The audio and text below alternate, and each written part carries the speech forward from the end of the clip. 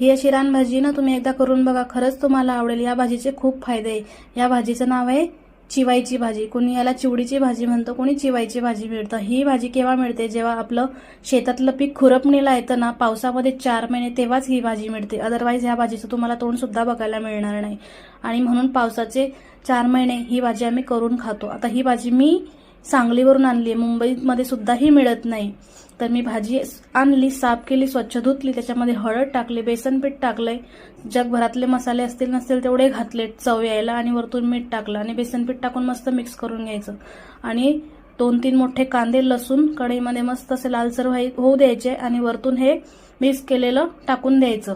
आता हे चुलीवर बनवायचं मस्तपैकी। आता आमच्याकडे चूल नाही बाबा, कारण आम्ही श्रीमंत आहे म्हणून मी गॅसवर बनवते।